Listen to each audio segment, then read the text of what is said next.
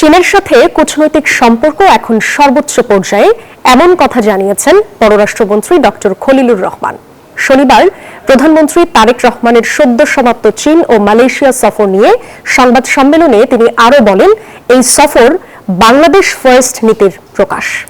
তিস্তা মহাপরিকল্পনা বাস্তবায়নে বেইজিং এর কাছ থেকে বড় ধরনের সহায়তার আশ্বাস মিলেছে, যার সম্ভাব্যতা যাচাইয়ের কাজও দ্রুত শুরু হবে।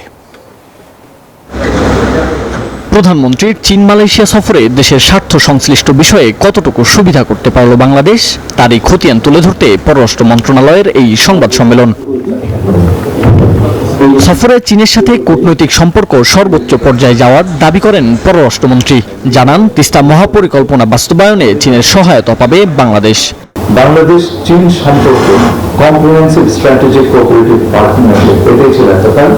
এটাকে এখন আমরা উন্নীত করেছি China Bangladesh community with a shared future. Teesta নদী ব্যাপক ব্যবস্থাপনা ও পুনরুদ্ধার প্রকল্প। ক্রাঞ্চি রোলের ভিতর চকলেট ক্রিমের filling, all time cream roll, মুখে দিতেই স্পেশাল ইনসাইড। এর উল্লেখযোগ্য অগ্রগতি রয়েছে। চীন সর্বসাধ্য সহায়তা প্রদান করবে বলে জানিয়েছে। চীনের আগে প্রধানমন্ত্রীর 1.5 দিনের মালয়েশিয়া সফরে গুরুত্ব পায় মুক্ত বাণিজ্য চুক্তি ও শ্রমশক্তি রপ্তানির মতো বিষয়। আসিয়ানের সদস্যপদ পেতেও বাংলাদেশকে সমর্থনের আশ্বাস দিয়েছে মালয়েশিয়া। বাংলাদেশ মালয়েশিয়া মুক্ত বাণিজ্য চুক্তি বা ফ্রি ট্রেড এগ্রিমেন্ট আলোচনা দ্রুত শুরু এবং 2027 সালের মধ্যে একটি পারস্পরিকভাবে লাভজনক, সমন্বিত ও ভবিষ্যৎ মুক্তি চুক্তি সম্পাদনের লক্ষ্যে অগ্রসর হওয়ার অঙ্গীকার ব্যক্ত করা হয়েছে। মন্ত্রী জানান, এই সফর প্রধানমন্ত্রী তারেক রহমানের বাংলাদেশ ফার্স্ট নীতির প্রকাশ। দুজনের ভিতরে যে মেলবন্ধন, সেটা কতটা প্রগাঢ়, সেটা কত গভীর, এবং এটা হচ্ছে আমাদের অগ্রযাত্রার একটা বড় স্বাক্ষর। পররাষ্ট্র উপদেষ্টা বলেন, প্রধানমন্ত্রীকে দেশ পরিচালনায় বিভিন্নভাবে সহায়তার পাশাপাশি বাংলাদেশের উন্নয়ন সহযোগী হতেও আগ্রহ প্রকাশ করেছে চীন। Of Bangladesh for its development, not just a temporary one, but one with long-term commitment.